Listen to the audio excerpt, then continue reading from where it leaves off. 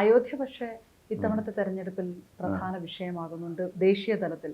കേരളത്തിലും അത് BJP മുഖ്യ വിഷയമായിട്ട് ഉയർത്തിക്കാട്ടാൻ ഉദ്ദേശിക്കുന്നില്ല. തീർച്ചയായിട്ടും കേരളത്തിലെ ജനങ്ങളുടെ ഇടയിൽ ഒരു രാമവികാരമുണ്ട് എന്ന് ഉറച്ചു വിശ്വസിക്കുന്ന ഒരാളാണ് ഞാൻ. കേരളം രാമകേരളമാണ്.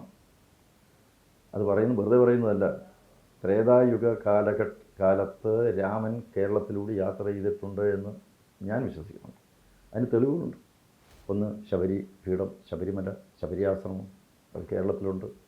കോടിക്കണക്കിന് അയ്യപ്പന്മാർ ശബരി പീഠം ദർശനം നടത്തി പോവുകയാണ്. ശബരി ആശ്രമമുണ്ട്. ജടായുപ്പാറയുണ്ട്. അവിടെ ജടായുവിൻ്റെ ശില്പം, അതുപോലെ തന്നെ രാമൻ്റെ ക്ഷേത്രം, ഇതെല്ലാം അവിടെ കാണാൻ കഴിയുന്നു. അതുപോലെ സ്ഥലനാമങ്ങൾ പലതും നോക്കുമ്പോൾ രാമനുമായി ബന്ധപ്പെട്ടതാണ്.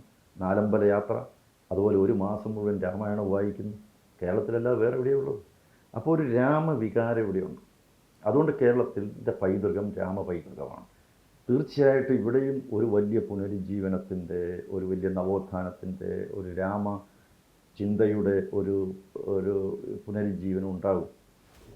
കേരളത്തിന് ഉള്ളത് ഒരു സെക്യുലർ മൈൻഡാണ്. അതുകൊണ്ട് തന്നെ ഇതിൻ്റെ രാമക്ഷേത്രവുമായി ബന്ധപ്പെട്ടുള്ള അതിനു മുമ്പുണ്ടായിട്ടുള്ള വിഷയങ്ങളായിരിക്കും കൂടുതൽ എടുത്തു നിൽക്കുക എന്നുള്ളൊരു കാര്യമാണല്ലോ ഇടതുപക്ഷത്തിൻ്റെയും കോൺഗ്രസ്സുകാരും പറയുന്നത് അതാണല്ലോ.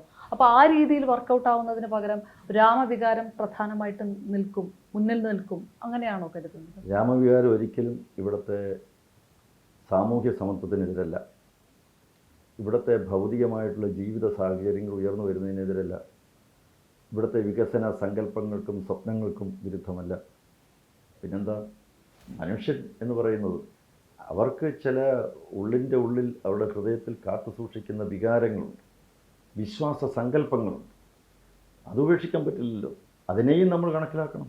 അതുകൊണ്ടാണ് സബ്കാ സാത്ത് സബ്കാ വികാസ്, അതോടൊപ്പം തന്നെ സബ്കാ പ്രയാസ് സബ്കാ വിശ്വാസ്, ഇതെല്ലാം വേണം.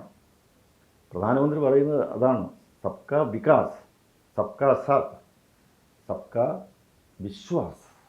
അതായത് കേന്ദ്ര സർക്കാരിൻ്റെ വികസന നയങ്ങൾ കൂടി ഇവിടെ തീർച്ചയായിട്ടും അതല്ലോ. കാരണം ഇവിടെ എല്ലാ വീടുകളും നോക്കിയോ, കേന്ദ്ര സർക്കാരിൻ്റെ ഗുണഫലങ്ങൾ ലഭിക്കാത്ത വീടുകൾ വളരെ കുറവാണ്.